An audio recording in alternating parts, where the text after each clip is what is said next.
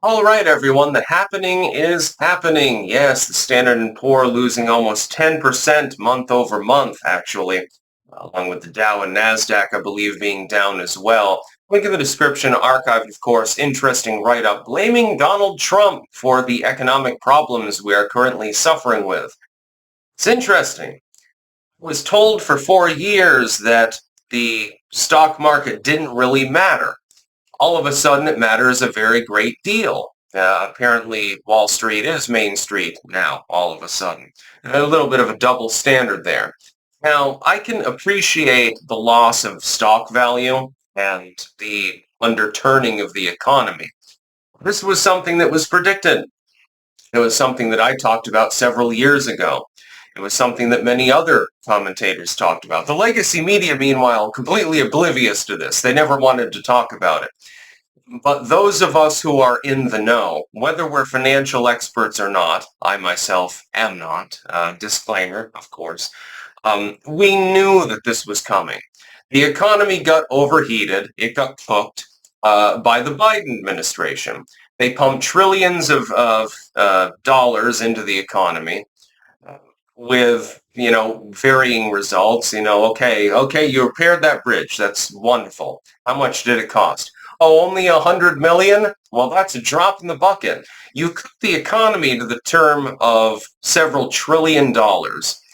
And then you expect it not to, number one, create inflation, and number two, not to potentially create an economic downturn down the road. This was entirely predictable. If Kamala Harris, for example, had been reelected, while the legacy media news coverage of economic news would be much more positive, and they would fixate on anything that was going well to the exclusion of the things that were falling apart, the same thing would have happened. The fact is that the Biden administration effectively set up the future administration to fail. And I don't think, by the way, that Joe Biden necessarily cared what the future administration was. He doesn't like Trump.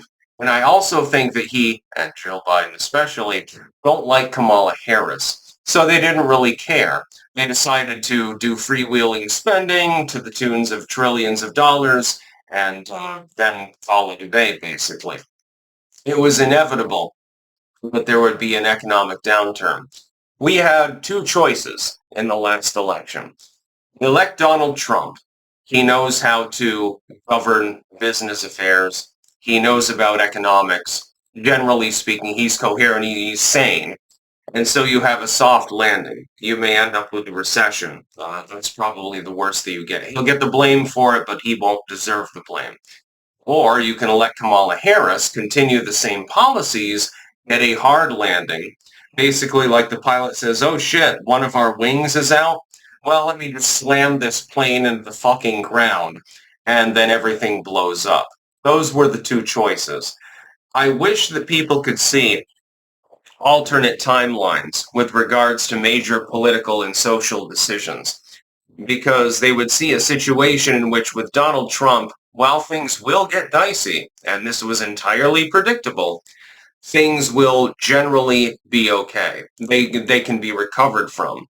With Kamala Harris, of course, you would have an entirely different scenario. It would be much, much worse. That is my belief.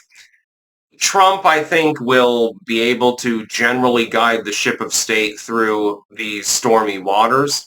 But that being said, it will get dicey. When Trump comes out and says, well, we might enter a recession or something like that, he's being honest with you. He's telling you the truth.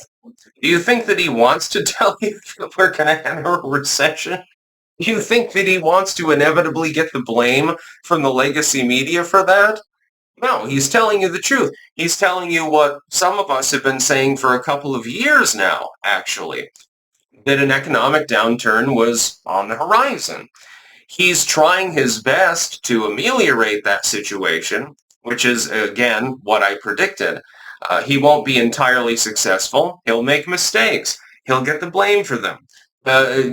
Deservedly so if he makes a mistake, by the way. But he's going to try his best. Under the former administration, let's say that Biden hadn't fucked up so much of the debate. He wins re-election. he would be saddled with the same goddamn recession. It would be the same thing. The only difference is that the person in charge would not know how to actually govern their way through it. They wouldn't have any clue how to ameliorate the damage and limit it as much as they could.